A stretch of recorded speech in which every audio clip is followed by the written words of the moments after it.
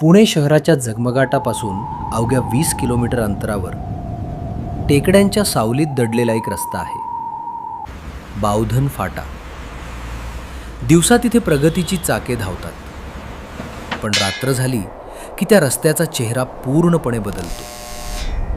Military झोनच्या पाबंद्या, खोल दऱ्या आणि उंच टेकड्यांच्या मधोमध एक अशी कहाणी लपलेली आहे जी आजही तिथल्या वाऱ्यात श्वास घेते. ही गोष्ट फक्त एका रस्त्याची नाही, ही गोष्ट आहे एका अशा सत्याची ज्याने एका सामान्य माणसाच्या आयुष्यात कायमचा अंधार पसरवला. ही कथा केवळ मनोरंजनासाठी तयार केलेली आहे. यातील सर्व पात्र, नावे आणि ठिकाणे काल्पनिक आहेत.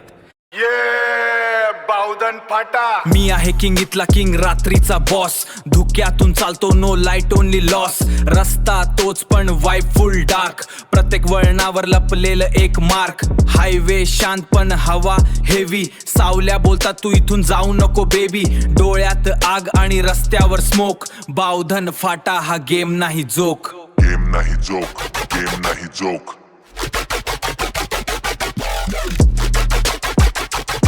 त्यावेळी बावधन परिसर नवीन सोसायट्यांनी गजबजू लागला होता, पण तरीही रात्री तिथे एक अनामिक शांतता असायची.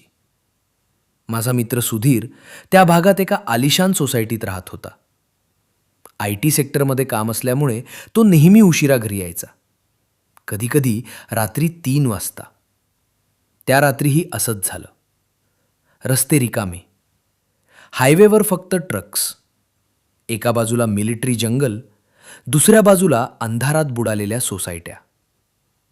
त्या दिवशी पाऊस पडून गेला होता. हवेत एक विचित्र गारवा होता. सुधीर खूप थकलेला होता आणि त्याला भूक लागली होती. त्यानं ठरवलं सर्व्हिस रोडने जाऊन काहीतरी खायला शोधायचं. बावधन फाट्याजवळ एक छोटासा स्टॉल होता. रात्रीच्या प्रवाशांसाठी आधार.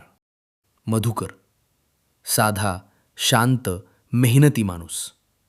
वर्षानुवर्ष तिथे अंडा भुर्जी विकणारा. सुधीरने गाडी बाजूला लावली आणि भुर्जीची ऑर्डर दिली. पण तिथे काही लोक उभे होते, महागडे सूट घातलेले, श्रीमंत. पण त्यांच्या चेहऱ्यावर काहीतरी विचित्र होतं. ते एकमेकांशी कुजबुजत होते. वातावरणात काहीतरी बरोबर नव्हतं. आणि अचानक सगळं बदललं. क्षणात स्टॉलला आग लागली. ती आग साधी नव्हती, ती वेगाने पसरत होती. मधुकर त्या आगीत अडकला होता. तो ओरडत होता, पण ते सूट घातलेले लोक ते मदत करत नव्हते. ते हसत होते, जोरात, क्रूरपणे, जणू काही हा त्यांचा उत्सव होता. सुधीर घाबरला. तो धावत गाडीत बसला, गाडी चालू केली आणि पळू लागला. त्याचे हात थरथरत होते. त्याने साईड मिररमध्ये पाहिलं. ते लोक मशाली घेऊन त्याच्या मागे धावत होते, माणसांपेक्षा जास्त वेगाने. तो गाडी पळवत होता, पण ते सावल्यांसारखे त्याच्या मागेच होते. तो कसाबसा सोसायटीत पोचला. गाडी सोगली आणि घरात पळाला. त्या रात्री त्याला झोप लागली नाही. खिडकीतून त्याने पाहिलं, लांब टेकडीवर काहीतरी जळत होतं.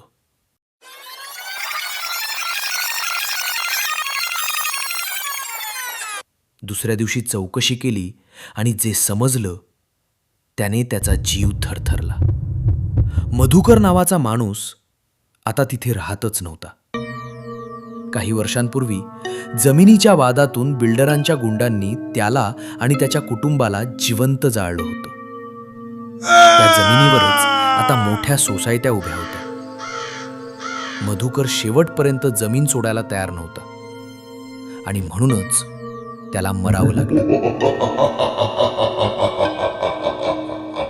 सुधीर त्या घटनेने हादरला आणि बाणेरला राहायला गेला. पण मन शांत नव्हतं. 20 ते 25 दिवस गेले आणि एक दिवस त्याचा मित्र कुणालचा फोन आला. दोघे भेटले. कोथरूडमध्ये बारमध्ये गेले. गप्पा रंगल्या आणि पुन्हा तीच गोष्ट सुरू झाली. मधुकर, आग, ते लोक.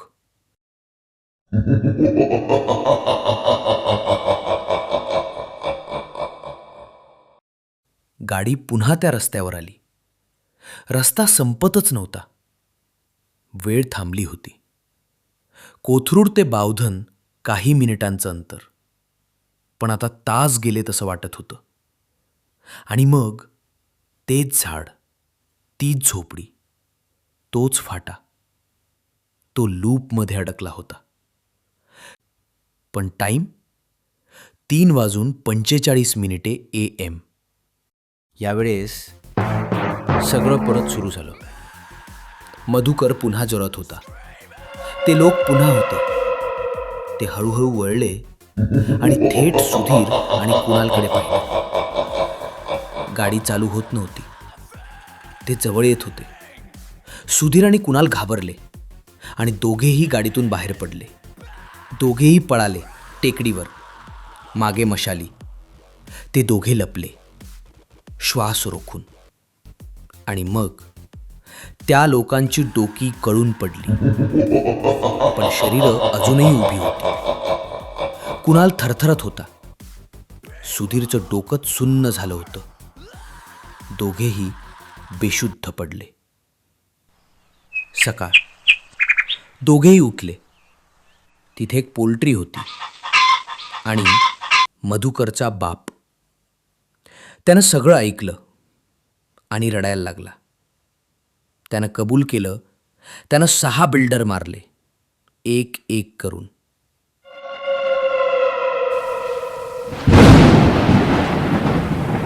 त्यांना बोलावलं, औषध दिलं आणि कापलं. कारण त्यांनी त्याचा मुलगा मधुकर, त्याची सून जिवंत जाळले होते. तो बदला होता. पण त्या आत्म्यांना शांती मिळाली नव्हती. म्हणूनच ते रोज रात्री परत येत होते. नंतर त्यांनी मांत्रिक बोलावला. त्या जागेवर शांती केली आणि सगळं थांबलं. पण आजही काही लोक सांगतात त्या रस्त्यावर आग दिसते. कोणी मदतीसाठी हात दाखवतं. कारण काही कहाण्या संपत नाहीत, त्या फक्त थांबतात. आणि जर तुम्ही कधी रात्री बावधन फाट्यावरून गेलात, मागे वळून बघू नका. कारण कदाचित मधुकर अजूनही तिथे उभा असेल, त्याची शेवटची ऑर्डर पूर्ण होण्याची वाट पाहत. ये बावधन फाटा. मी आहे किंग इथला किंग, रात्रीचा बॉस. धुक्यातून चालतो